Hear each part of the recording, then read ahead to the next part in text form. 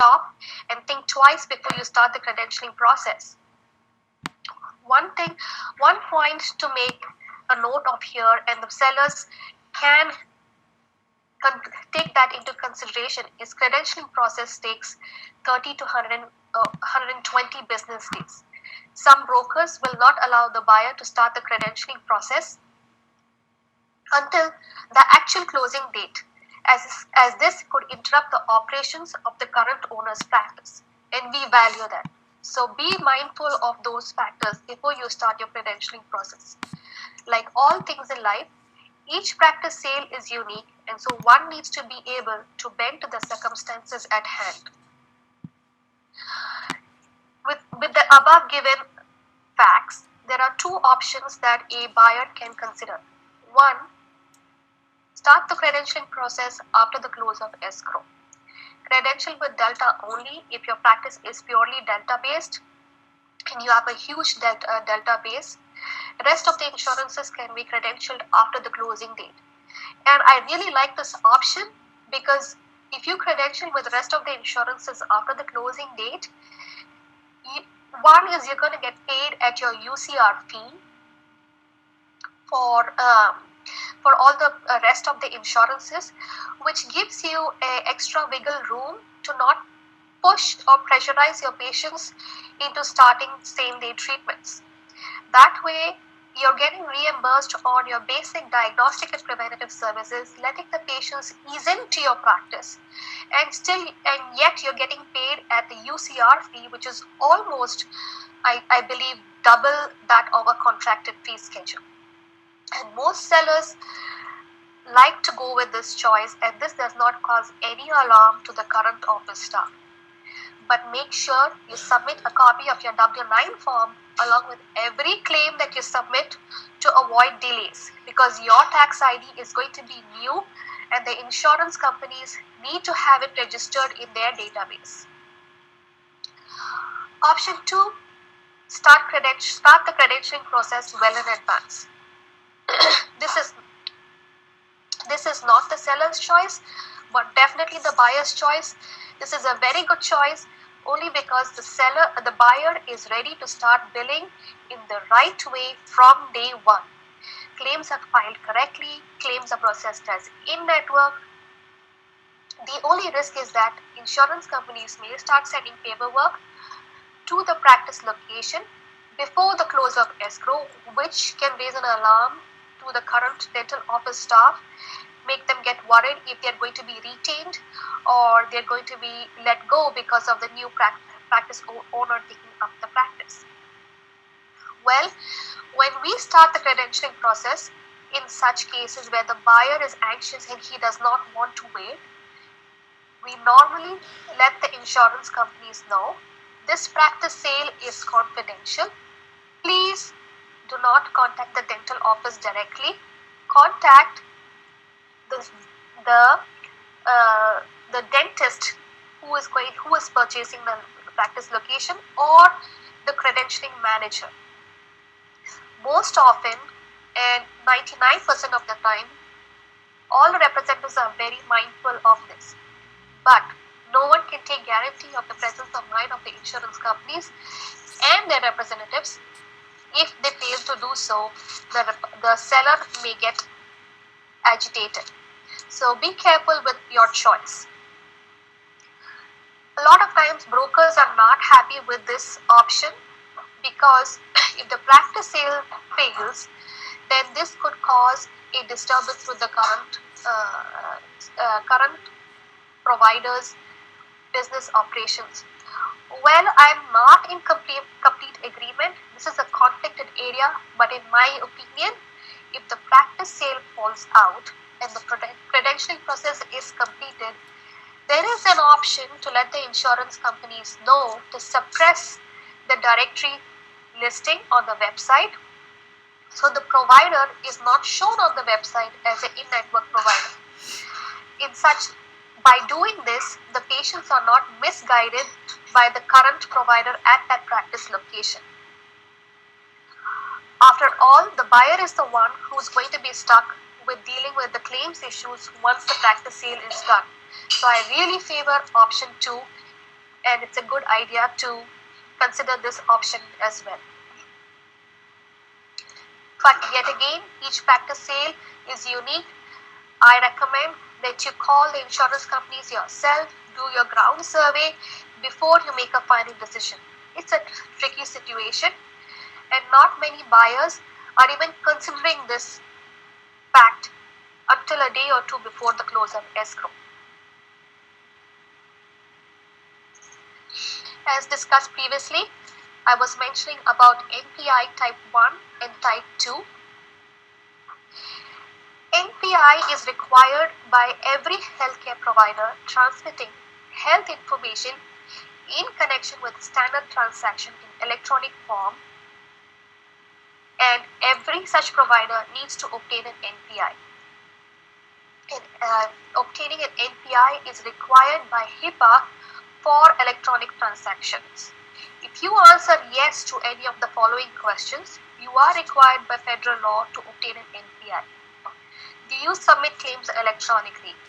Do you use a clearinghouse? Do you submit claims attachments electronically? Or even at the very basic, check eligibility for your patients online. In such cases, you definitely need to obtain an NPI. But then what kind of NPI do you need? NPI type 1, NPI type 2? This has been a question that a lot of providers have been asking me for a very, very long time.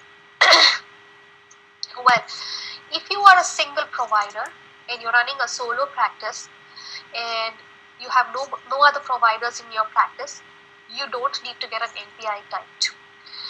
You can be billing under your NPI type 1 using your social security, but obviously in this scenario you're exposing yourself to a lot of liabilities. Please consult your CPA for in regards to this.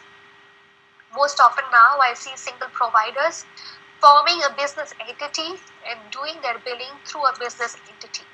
If you are forming a business entity and you are going to start billing out insurances as an incorporation, it is absolutely mandatory that you get an NPI type 2. The way I remember this is type 1 is for me. Always number 1 is for me because I'm the rendering provider. Type 2 is anything other than me, so it's secondary, so that's for my entity. That's how I remember it. It's very simple. So if you are running your dental practice and billing insurances as a business entity, make sure you get your type 2 NPI ready. For all other providers, whether he's an associate dentist or an owner, he has to have an NPI type 1.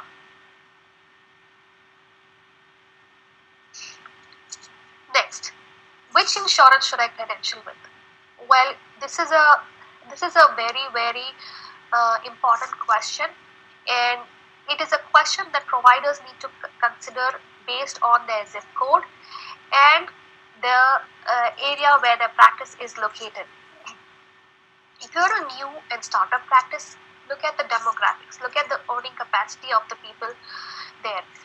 Call for those statistics. If the statistics are average, in that case you may want to consider government plans and some HMO plans in order to encourage patients to come to your office. If your practice is in a very well-to-do area like let's say Bay Area, where there are a lot of IT companies, you're probably going to attract a lot of that crowd, and most of them have dental insurance from good insurance companies. You may want to sign up with those companies. So normally if you're involved in a sale of practice and you're acquiring a practice, usually the best guidance is to follow the same template of the seller and transfer that to yourself.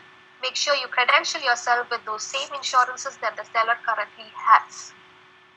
Another guidance is, if it's a startup practice, you're not very busy, you're trying to boost your practice, you may want to consider adding more insurances. You may want to consider signing up for government plans, but this is a choice that you have to discuss with your consultant.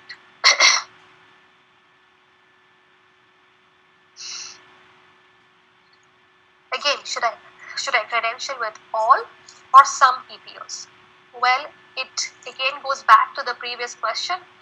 Is it a startup practice or an existing practice? Are you a fee for service and Delta practice only? Remember, if you're purchasing a Delta practice only, all providers who purchased a practice, who became credentialed with Delta prior to 2014 were able to be premier providers only. So make sure if you're buying a practice which is mostly Delta, you will not be getting reimbursed on the premier fees. You're most likely going to get reimbursed on the PPO fees. But this applies to only about 15 or so states in the whole of the nation.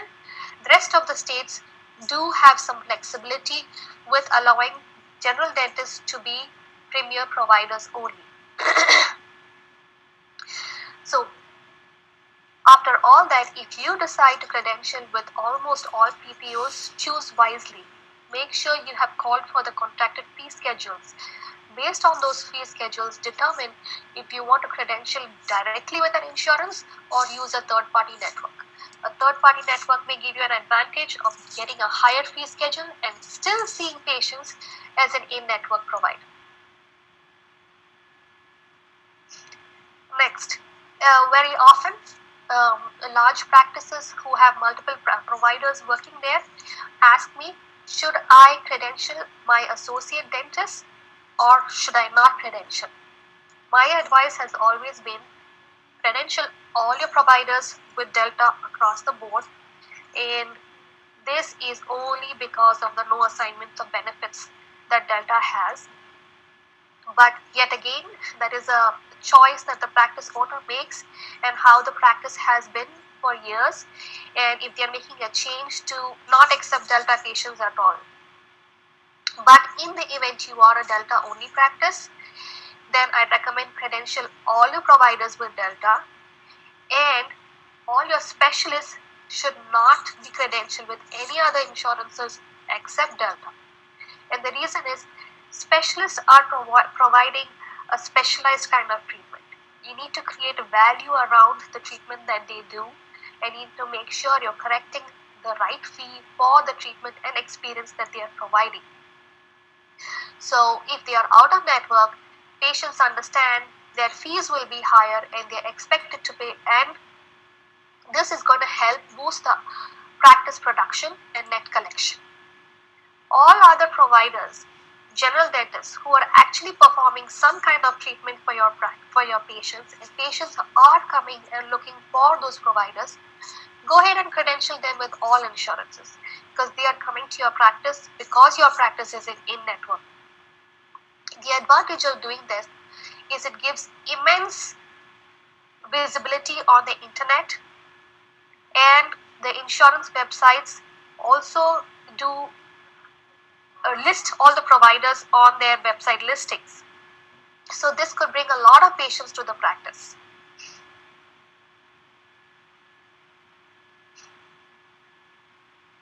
Here is a list of PPOs which are good to credential.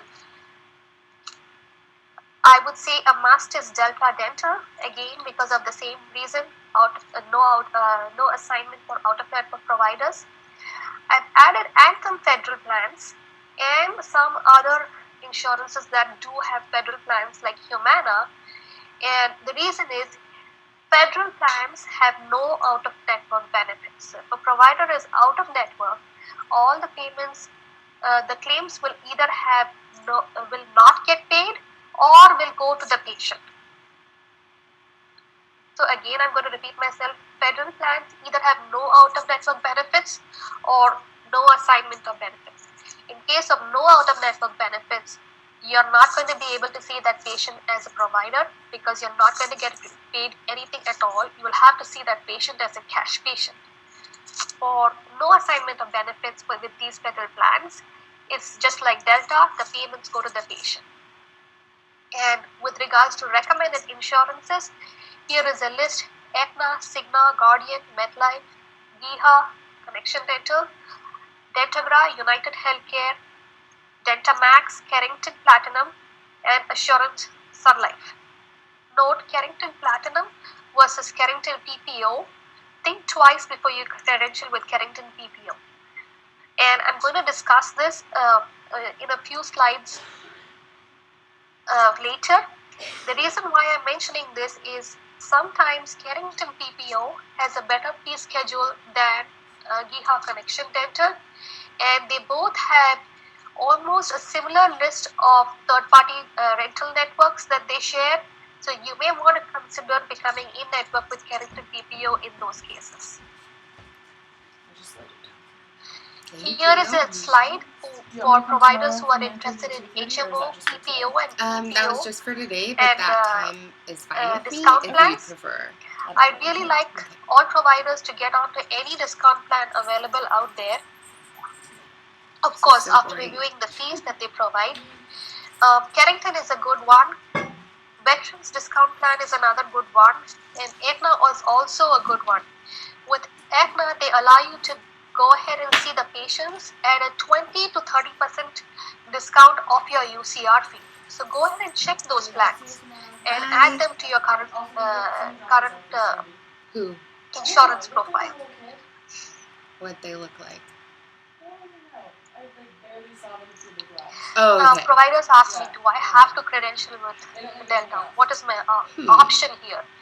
Well, your option is either you credential and you take both, become credentialed as a PPO and premier provider, or you stay out of network and collect full upfront fees from the patient based on your UCR. Only 3 providers can be credentialed as premier, 3 specialists can be credentialed as premier only, and these are endo, perio, and oral surgery. Ortho and pedo are considered to be excluded from this premier only status, and they follow the general dentist rule. For doctors that are buying a Delta only practice or having a major patient base from Delta, this is an eye opener for you, and you can see the difference in the collection that you're going to make. Providers credentialed prior to May 2014 had the honor of retaining their premier only status, but providers credentialed on or after May 2014 have to be credentialed as premier and PPO providers. The way I look at this is that a provider needs to basically consider himself only as a PPO provider, and the premier status is a mere farce. This is because the number of patients that have premier plan is less than 1%. So most probably for 99% of your patients, you're going to get paid at a Delta PPO fee, and only 1% of the patients you're going to get paid at a Delta Premier fee. Whereas providers before 2014 were able to get the Premier fee whether the patient had a Delta PPO or a Premier plan. As you can see in the slide, for PPO patients, the provider who's a Premier only provider is still getting paid $99, which is almost $20 more than what the Delta than what a provider is currently making if he gets credentialed now.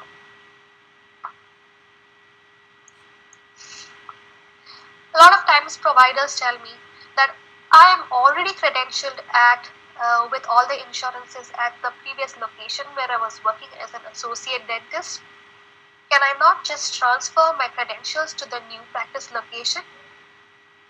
Well, the answer is no. Although you are credentialed, but you're not contracted at your new practice location. Some insurance companies may allow you to just fill out a quick add location form and get you in network within 30 days, but some of them will have you fill out a full credentialing application. The way the insurance companies work is they have 3 pointers based on which they consider a provider to be in network at a particular office location. One is a billing dentist and his NPI type 1 in case he is a solo provider, or his NPI type 2 in case he is the billing, in case his entity is a billing provider. The rendering dentist matching his license number and NPI type 1 and the treating location. in case the insurance companies are not able to draw a contractual relationship between three of the above pieces of puzzle, the claims get denied and processed as out of network. Most commercial insurance companies now process claims under the rendering provider rather than the billing provider.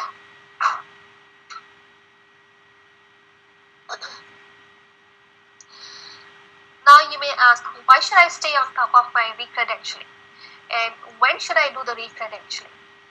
Well, as a part of the new healthcare change request, a lot of insurance companies are now more regularly sending out the re-credentialing paperwork to the dental offices. Please make sure to give a heads up to your office staff to watch out for these. Re-credentialing requests are not tied up to renegotiations of your fee schedules or changes in the fee schedules. They are just requests to keep your current contract in good standing. But if you have not negotiated your fee schedule in the last 2 years, evaluate and rethink your position. Maybe even consider joining this particular insurance through a third-party network. Talk to the insurance area representative and tell them, hey, I have not received a fee increase in the last 2-3 years. While I'm getting my re-credentialing done, is it possible for you to provide me a better fee schedule? Don't hold on to the paperwork just because your re-credentialing is not completed, just because your fee revision is not completed. That needs to be sent in promptly, because we do not want to mix up your re-credentialing with fee negotiation, but it's a good time to definitely discuss your fees with the insurance representatives. Contracted doctors must return the re-credentialing paperwork promptly only because they don't want to get bumped out of the network. If you get bumped out of the network, getting back is not going to be easy, and you may have a whole set of claims that are getting rejected, and you're going to be having to deal with all of those rejected claims. It can take months to get pulled back into the network, and re-credentialing, as you know, you will have to do a full new credentialing. As you know, it takes 30 to 120 days. Re-credentialing is a time to review and update a few erroneous or conflicting information on your website, your email address, or even in regards to the facts that you may have a new malpractice claim against you. So such things need to be reported at the time of re-credentialing.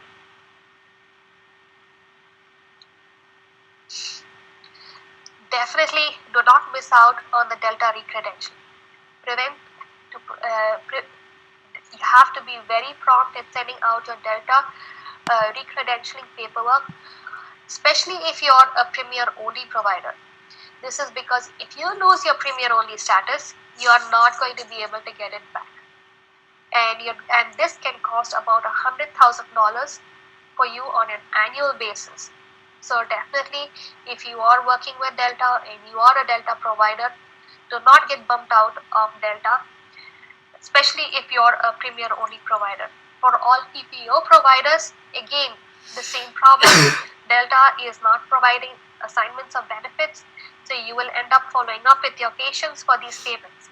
So make sure you take care of your Delta re-credentialing promptly. Re-credentialing with contracted third-party administrators. Don't miss this again, because as you know, if you are contracted with a third-party administrator such as Connection Dental or Dentamax, not only will you get terminated from Connection Dental, but your contracts will be pulled back from dozens of other companies that are attached to this single contract. If you get bumped out, then you will find yourself with a whole bunch of claims that are getting rejected and fall under this umbrella network. For example, it is now taking 4 to 5 months to complete the credentialing with all patients under Deltamax. Deltamax is really lagging behind in their credentialing process. So if you get bumped out of this umbrella network, all your claims will start falling back. So be very careful with dealing with third-party requests for recredentialing. Keep your front office staff updated, and they need to help you fill out all this paperwork and send it out promptly.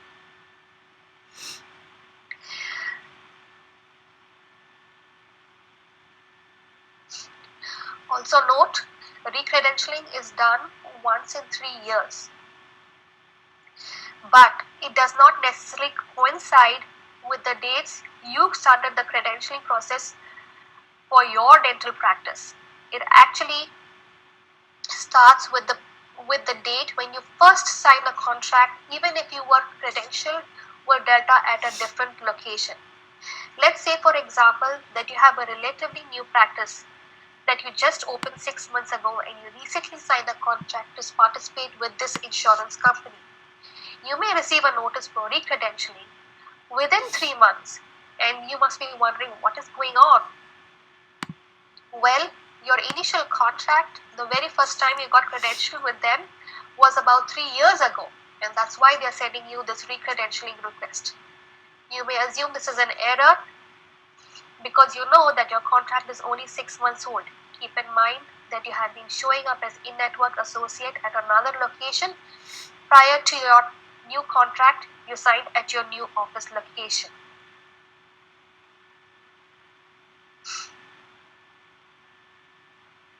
Regardless if you think you're due or not, I really suggest that you promptly send out all your recredentialing paperwork without any delays. It doesn't hurt to get recredentialed even if you're not due, or even if you think you're not due.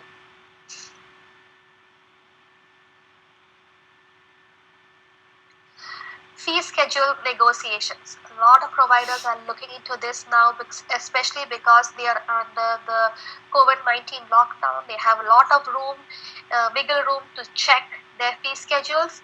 It's very important to review this on at least once every year, and to see if you're able to negotiate your fee schedules. Only about half the population has dental insurance.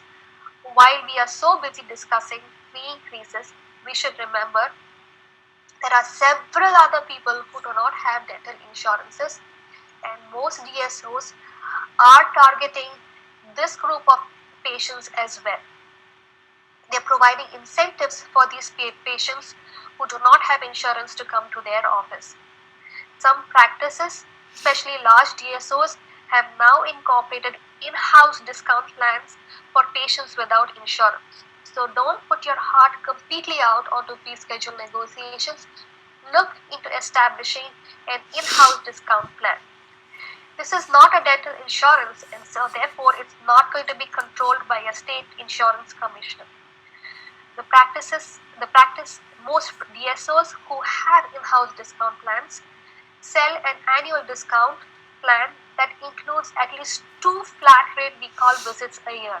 So just imagine you're encouraging your patient to come for 2 recall visits, and you're giving him a flat rate of $80 per visit. I would love to go to a practice that is going to be giving me such an offer.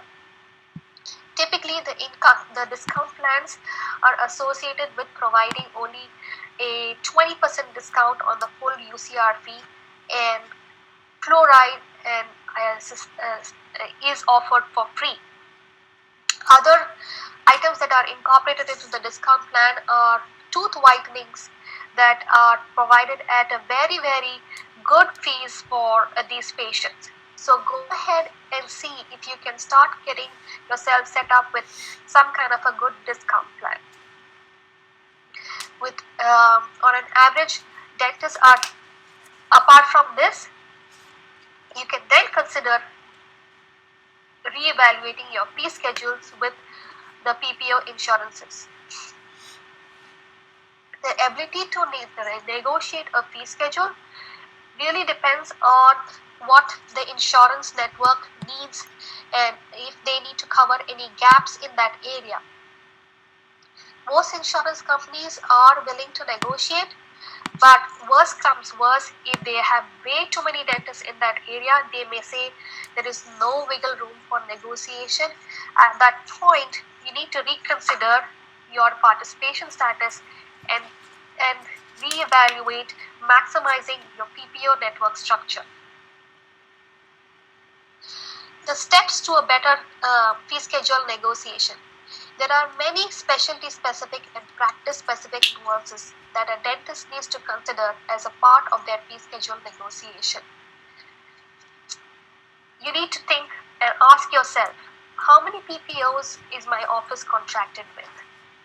What are my top 20 to 30 codes that drive the major production for my practice? What's the exact list of insurance companies that drive the revenue for my practice? Do I really need to negotiate, or can I just drop that insurance and pick up a third-party network, or just maximize my revenue by strategizing my PPO network by sending some opt-out forms? So really, before you start negotiation, consider these facts. How do you determine if you need a negotiation solution? Sometimes one or more insurances issues can better be resolved by structuring your current PPO network. I'm going to give you an example. A lot of practices are in network with Emeritus, and Emeritus is one of those insurances that does not have very good reimbursement rates. You may want to consider, hey, I'm not having a good fee schedule from that. Why don't I just drop this and pick Emeritus up through an umbrella network such as Connection Dental? You'll notice there's almost a 10% difference in the fee schedule on all the procedures. And we have been seeing this with all the providers that we have been credentialing. So go ahead and prepare a spreadsheet. Do your comparison and evaluate the insurances that you're currently in network. You may want to decide to terminate Emeritus and go ahead and just be in network with Connection Dental alone. But be very careful. Some insurances have clauses that say if a provider was ever credentialed, we will not pick them up for a particular time frame. It could be a waiting period of 1 year or 2 years. And insurance company representatives are not very willing to reveal the real truth behind this. But if your representative is, if you have a good rapport with your representative, he or she may be willing to give you some guidance on how to work this fee negotiation out for yourself. Additionally, it is good to be informed that sometimes if you by mistake decide to drop a network with a higher fees, when you want to get back, you tell the representative, hey, I made a mistake, I want to get my contract back. You may not get back the same fee schedule that you were in network with previously. So be careful, think twice before you make the decision to terminate an insurance. When negotiating your fees with the insurance company representatives, please, I really urge you to be mutually respectful to each other, because they are also bound to work with the principles and guidelines put forth by the insurance company.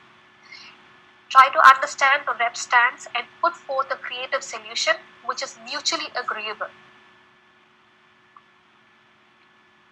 Do your homework. Prior to starting your credentialing process, check with yourself and see what are your key goals during the negotiation process. What is your leverage here? Do you have a third-party network that you can join, or do you, if need be, and the time comes, are you ready to terminate a plan? Identify your top 15 to 20 codes that you commonly use. Most practice management softwares are able to pull a report for you of the top 15 or 20 codes that you commonly use. The practice management softwares are even capable of telling you how many times you use that code and the average fee that you have been selling that code at. So check with your practice management software representatives and ask them to help you pull these reports. Get a list of the top 15-20 codes ready for yourself before you start your negotiation process. Give yourself a clear and realistic understanding of what success looks like. Don't be disappointed if the insurance company representatives say, well, I'm able to negotiate only 10 or 15 codes for you.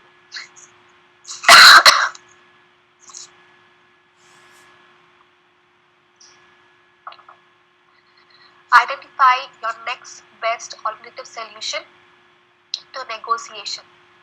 When you are willing to walk away, don't be disappointed because you tried. It's always best to try rather than not negotiate at all.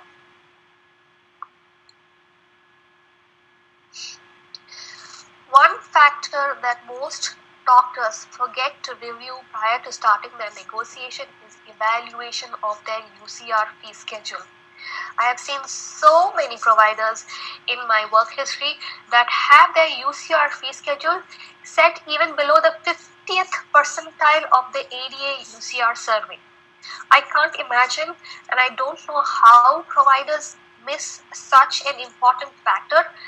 Please go ahead and log into your ADA account, sign up and pay that $300 to get your fee schedule, to get the ADA UCR survey. See where your current UCR fees stand. It's so important to be competitive in the market. You don't want to be leaving any free money on the table and not pocket it. Go ahead and check that. Ask your consultant to prepare a fee schedule analysis for you based on your zip code.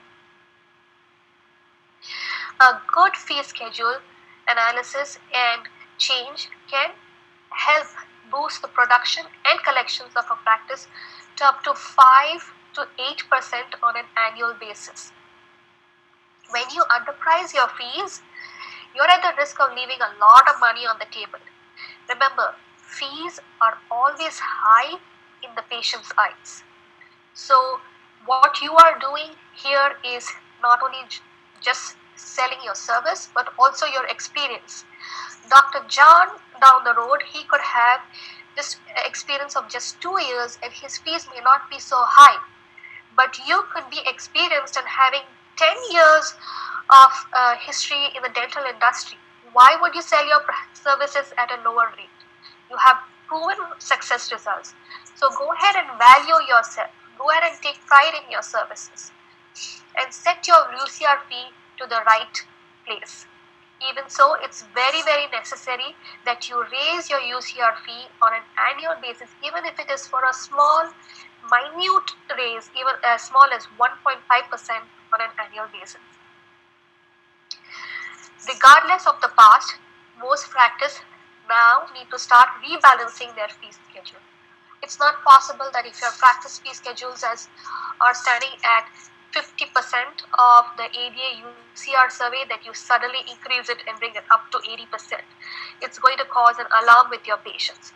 So the best thing to do is slowly but gradually start rebalancing your fees. By rebalancing, I mean is adjusting your lower fees slightly upward and your higher fees at a very small but moderate rate. The end result could be you're going to have a very balanced fee schedule. This may take 2-3 years for you to balance, but it's never too late to start. Additionally, now since COVID-19 has started, a lot of patients are losing their jobs, and along with the jobs, they're losing their dental insurance as well. So having a well-balanced UCR fee is going to be able to help boost your practice production. Think twice. Most patients are now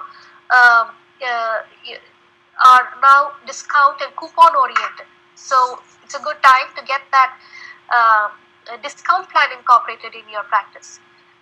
Work with some companies that help you establish a in-house discount plan. Don't forget that. And most patients are looking at public resources available, such as fairhealthconsumer.org is a public consumer website that provides fee data by zip code and percentile at no charge. Although this website is not permitted for use by dentists or dental office staff or dental consultants, is available to public. So make sure you're at least letting your patient know that you're charging as per your zip code and you're not either way too high for that area or way too low. There are, however, other resources that doctors can use to compare their fee schedules, one of which is National Dental Advisory Service. Another resource is the ADA Survey for Dental Fees. Another resource is the Wasserman Medical Academy. Go ahead and look for these, Google it up, or speak to your dental consultant and set your fees to a rate where you are able to justify your service. Apart from this, when you send your request to insurance companies for negotiation, if your UCR fee itself is low, there is no room for the insurance company to further increase your fee schedule. You need to set and report these UCR fees on every ADA claim form, so that when you are at the point when you want to negotiate the fee schedules, the insurance companies know, hey, Dr. John has been reporting $110 or $136 for his pro fees, but we have been paying him only 64. We are only paying him about 50% of his UCR fees. At that point, they might just give you a good bump in your fees. So go ahead and keep a good base UCR fee for insurances to compare. Because a lot of times when we start working with negotiations, the insurance companies want to see what is the provider's current UCR fee. By reporting these UCR fees in all your claims, the insurance companies are setting a national database for all the providers in that zip code, and they're going to do a comparison. If you are going to start filing your claims with your contracted fee schedule, they are not going to be able to make that comparison. So please work with your practice management software representative and make sure your claims go out electronically with the UCR fee, although on the patient's ledger and account you're showing the contracted fee schedule and you're not going to be having extra write-offs.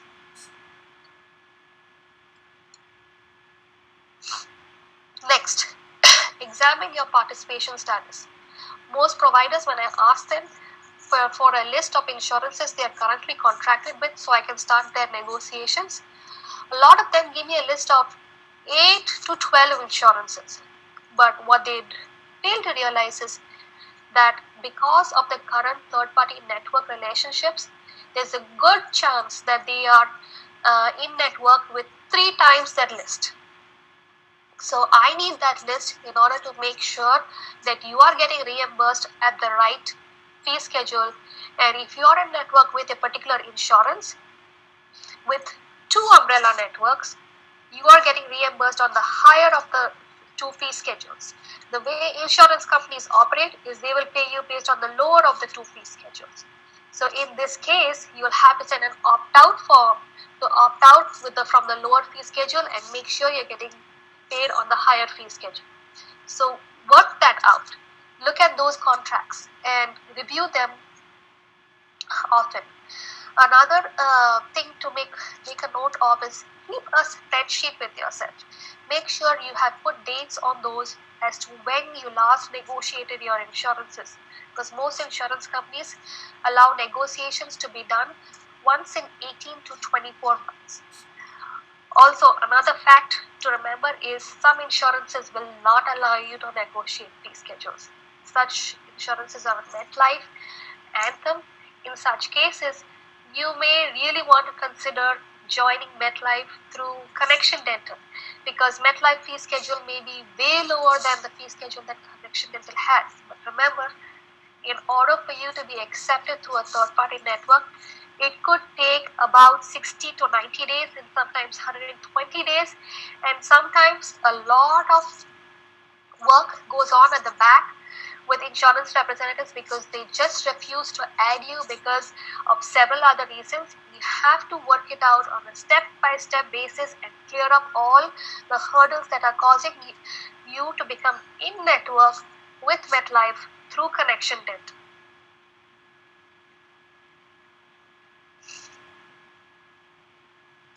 some insurance companies will be willing to negotiate only a few codes with you. So if you don't have your top 15 to 20 codes ready, then how are you going to be able to present it to them to get that fee schedule increased? Some insurances are able to negotiate the fees and provide a customized fee to your practice location only. So some insurances have fee schedules that are standard, and they have 3 levels of fee schedules that if provider approaches them, you can give them level 2. Next time they approach you, you can give them level 3 of the fee schedule. But some insurances like Carrington and Sun Life will customize the fee schedule pertaining to your office, and unless you know your top 20 codes, you're not going to be able to submit them, and you're not going to be able to make the best use of that negotiation. My sincere urge is develop a matrix of the 10 big players for your practice, which drive the net revenue for your office. So for example, you're accepting about 25 insurances, pick and choose the top 10 that could be driving the main revenue of your practice. Prepare a spreadsheet, put off the top 20 codes on those insurances, and start your comparison from there. With the next few slides, you will see a few examples of successful negotiations and how we have done our comparison. This is a real-time success that we have for Guardian. As you can see, Guardian agreed to provide a fee increase to $36 from the old amount of $33, which is barely a $3 increase. But when provider sees 10 patients for an exam, he is increasing his fees by $30. For 20 patients, he's getting additional $60. And for 40 patients, he's getting an additional of $120. On an overall, when a patient comes in for an exam, Prophy and FMX, for 40 patients that he may be seeing throughout the year, he has just increased his net revenue by $800. And this is, mind you, this is just for X-ray, exam and cleaning. And I'm sure a provider is seeing at least 40 patients from Guardian on an annual basis. Even if you just calculate at the rate of 3 patients a month, just 3 patients a month, 3 times 12 is 36. So with 36 patients, just with the basic exam, Prophy and X-rays, he is making additional $800. What about if he is going to start doing, if we are going to start calculating his revenue increase from the services, from the treatment that he does for these patients? So as you can see here, for 40 patients, out of which if he does even treatment for 20 people, he is going to increase his net revenue by $2,880 over a period of the year. So go ahead and try to get those fee schedule negotiations going. Umbrella companies have third-party shared network relationships with several big players in the industry, such as Dentamax, Carrington, Guardian. Most of them have third-party rental network relationships with big players like Aetna, Cigna, Principal, Emeritus, MetLife, Anthem, Liberty, and many other players that drive the production and collections for our office. So review those, call all these insurance companies, ask them to give you a list of all the third-party networks that come under their particular umbrella network. Call Dentamax representative, speak to her, ask her to send you that list. Compare that list with your current participation and see if it makes sense to just drop one of those networks rather than even negotiate. Because if you try to negotiate, probably Principal is going to give you an increase of 3%. And when you do that calculation on an Excel spreadsheet, you'll realize by simply dropping Principal and using Dentamax, you just gave yourself a 10% increase in production rather than taking the effort to negotiate the fee schedule. So look at those facts and then start your negotiation. Here is another example. Aetna offered a fee increase for a provider that we were working with and offered $79, whereas the current contracted fee schedule with Connection Dental was $83. Which provider or where in the world would anybody not decide to go ahead directly credential with Connection Dental and drop Aetna? So think twice before you negotiate. Are you spending your time usefully or uselessly? Because sometimes you don't even need a negotiation solution. All that you need is strategize your current participation in such a way that you're making the best use of your reimbursement. Go ahead and send the termination letter to Aetna. But before you do, Aetna also has some other insurances that fall under its network. Recently, Emeritus was added to that network. Make sure if you're dropping Aetna, it's not disturbing your participation with other insurance companies. So reevaluate that before you make your final decision.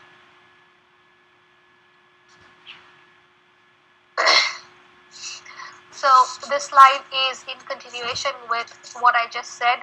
When you're sending out your termination letter, make sure you evaluate and see if it's not disturbing your other network participations. Here I am discussing about opt-out letters, and I'm going to give you an example. Cigna participates in a third-party network relationship with Dentamax as well as with Connection Dental. Now, usually from what we have seen, Dentamax has a lower fee schedule than Connection Dental.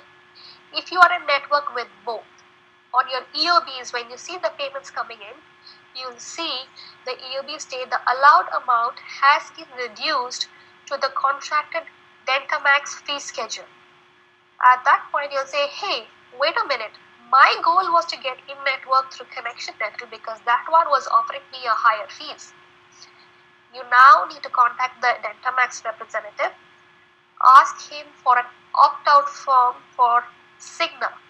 Cigna falls under the Stratos network, and therefore you will have to fill out that opt-out form, send it to Dentamax. They will take 3 months to process that opt-out. Until 3 months, you're going to be stuck with getting reimbursed based on the Dentamax fee schedule. A lot of times, I tell my providers, when you are verifying eligibility for a patient, make sure your front office is asking for what is the fee schedule we will follow for this patient's treatment plan. This kind of setback can be mitigated at that point rather than when you receive your EOBs. So be very careful with that.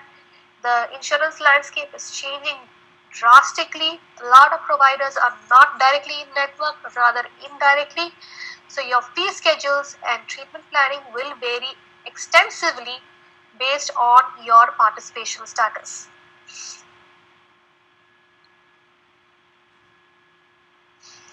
Here is a list of insurances that negotiate and a list of insurances that do not negotiate. If you want, I can pass the slide on to everybody after the presentation.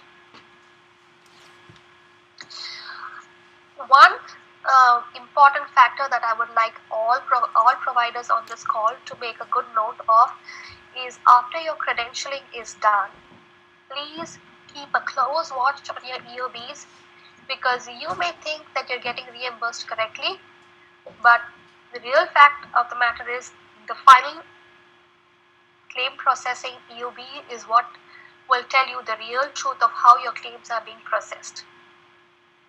I had a provider who asked me to credential him with all insurances because he assumed that the seller was credentialed with all insurances, and he gave me both the EOBs, and he told me this EOB belongs to that same patient from the same office.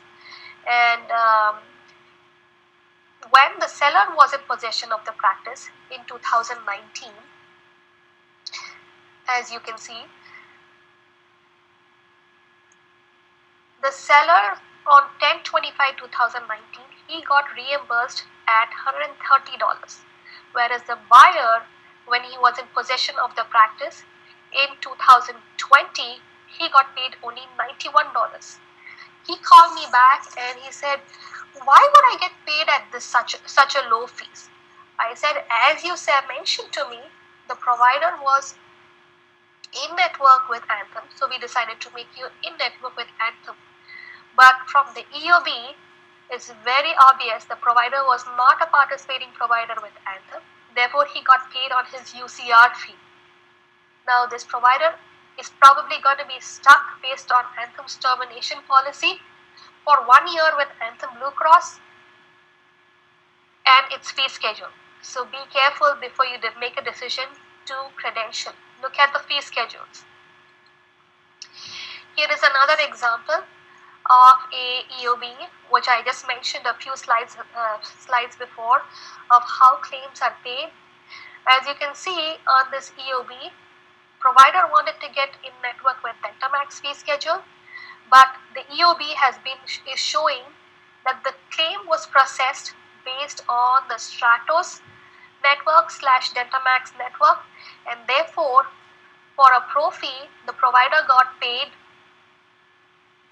only $65, whereas the fee schedule for Carrington Platinum or GIHA, if he had chosen to, if he had sent out the opt-out form promptly, would have been $79. You see the difference here? Provider is contracted with GIHA, Carrington Platinum and Dentamax. GIHA is giving him a reimbursement of $79 for a pro fee. Carrington is giving him a reimbursement of $84 for a pro fee, whereas Dentamax is giving only $65. Although he dropped out of Cigna, but the provider forgot to send the opt-out form to Dentamax in order to be picked up either by GIHA or Carrington Platinum. So make sure you watch out for those EOBs, look at them, and you're strategizing your network participation to your desired goal. Thank you, and I hope everybody enjoyed this presentation. I'm ready to take any questions now. Okay, thank you, Santosh. I appreciate it. One of the things that I just want to remind everyone of, I know you kind of like, well, what are the solutions for when we reopen? And one of the things that I think is really critical, and I think you would agree after hearing her, is that you're not open right now, and you have capability and time to look at some of these things in your practice to see how your insurances are occurring.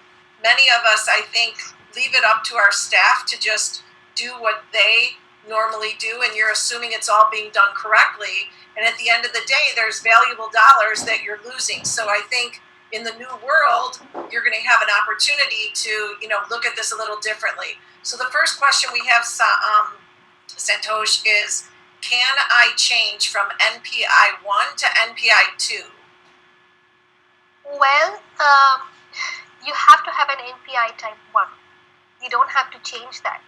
But if you are an incorporated entity, you have an incorporation established, then you definitely need to file for an NPI type 2.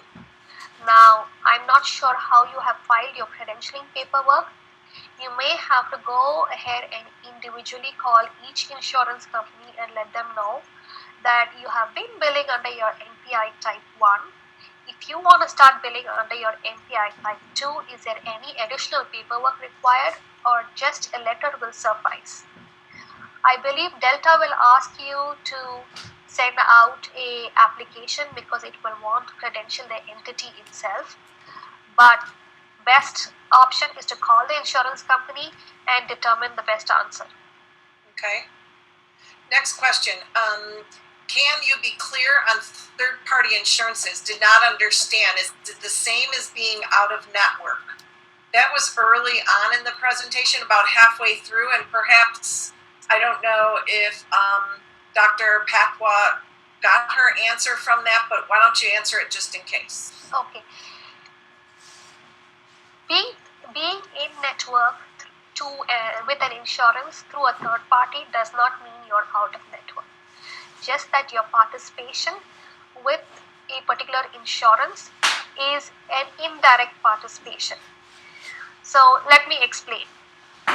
Most of the time in the past, providers were directly signing paperwork with Aetna to become an in-network participating provider with Aetna.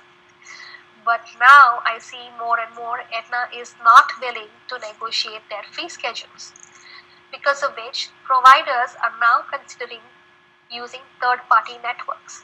Connection Dental, on the other hand, has listed Aetna as one of its rental networks, and it falls under its subsidiary. So rather than directly credentialing with Aetna, a provider has the option to become in-network with Connection Dental and start seeing Aetna patients with the Connection Dental fee schedule and get reimbursed at the Connection Dental fee schedule rates. A lot of times providers ask me, so if I am going to credential with Connection Dental and I see an Aetna patient, should I be billing Aetna or should I be billing Connection Dental? No, your billing will be as usual. You will still be billing Aetna. The insurance companies on their end have updated their records and are well aware that this provider is now in network with Aetna utilizing the Connection Dental fee schedule. So all claims will be processed at that fee schedule. So from your billing front end, there is no changes on how you bill. But on your reimbursement end, the only change will be, rather than getting reimbursed from Aetna using Aetna fee schedule, you will be reimbursed with Connection fee schedule. I hope I was able to answer your question. Okay, next question. Are there any tips that you can give regarding addressing any changes that we need to know regarding reopening in regards to billing? So, as of now, the only thing that I've heard is providers are getting very anxious, and they've heard information that insurance companies are not processing any claims with regards to pro fees and any non-emergency treatment during this lockdown time. But I just went ahead and reviewed some of my provider final reimbursements, and I see that providers are getting paid on their EOBs even for crowns and pro fees. And what about PPE? Is there any particular code to use for PPE at this time? No, none of the insurance companies, neither ADA has set out any code regarding PPE.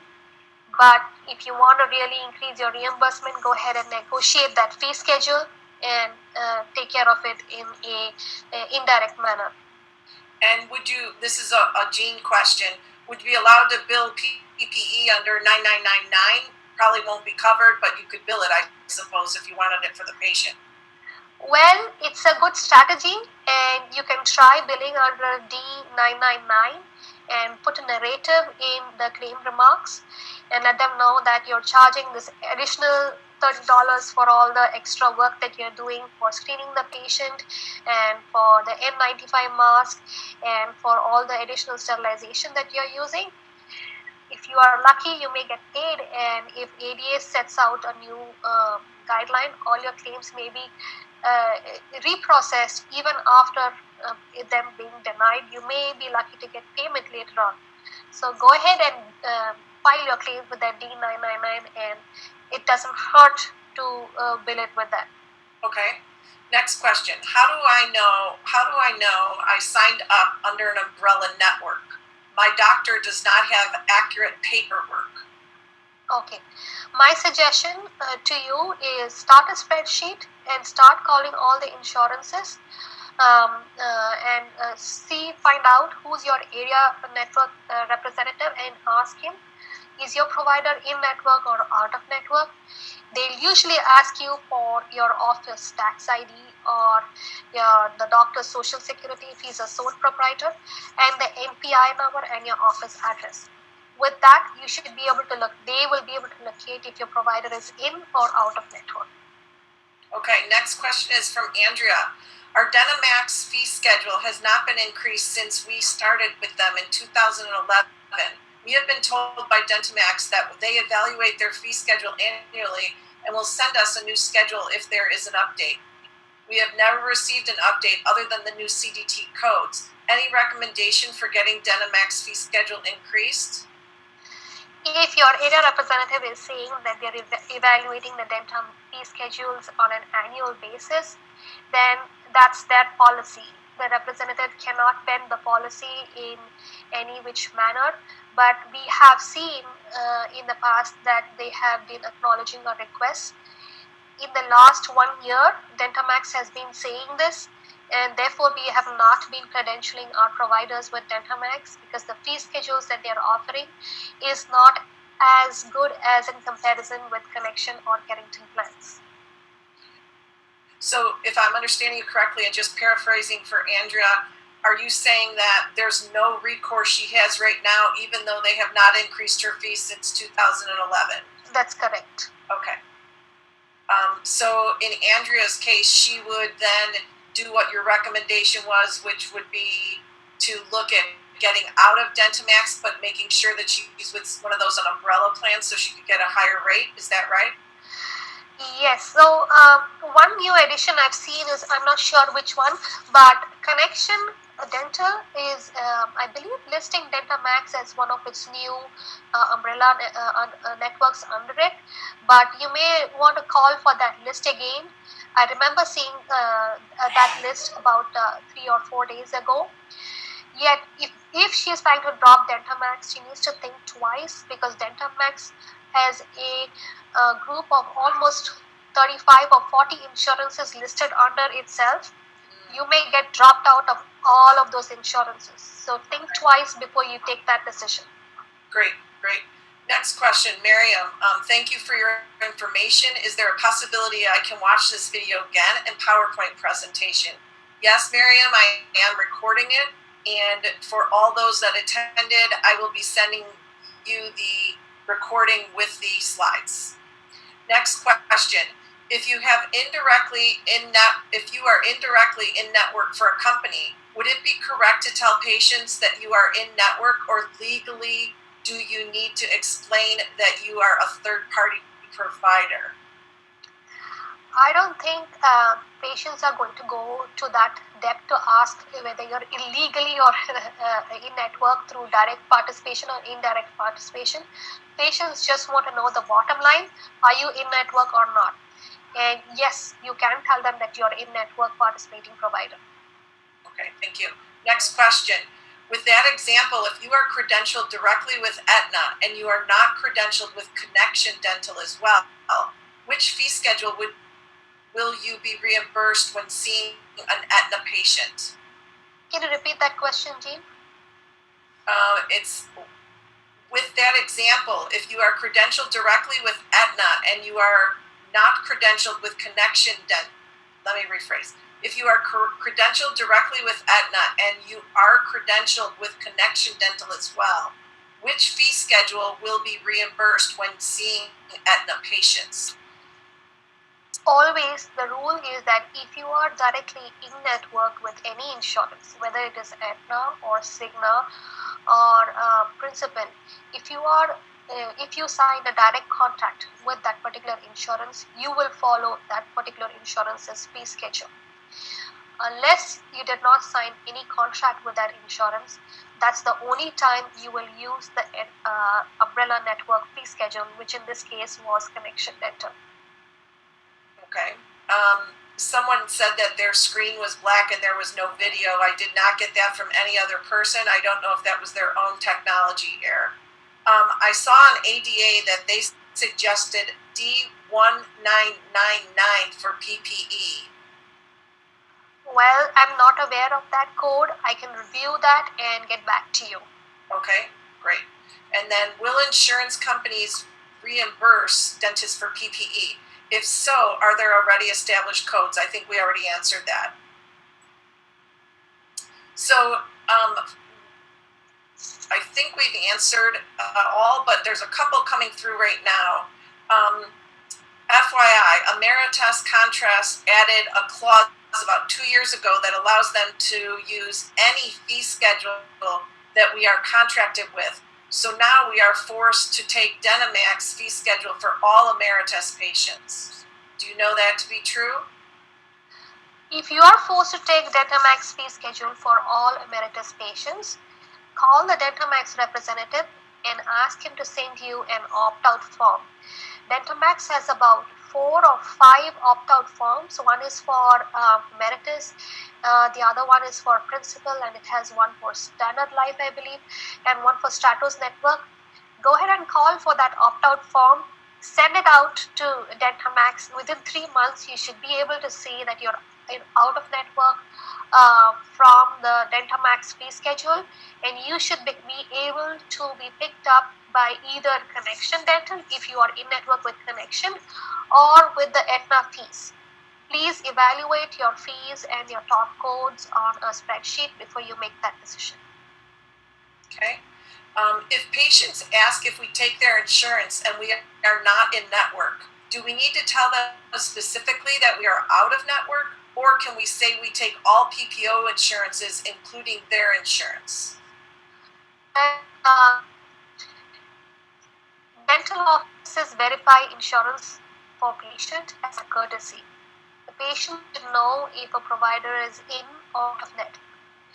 Because the insurance rules have been changing so widely in the recent times, a lot of providers are not sure if they are in network or out of network. I'll give you a simple example. Cigna has 2 networks, which is Cigna DPPO and Cigna DPPO Network Advantage Plan.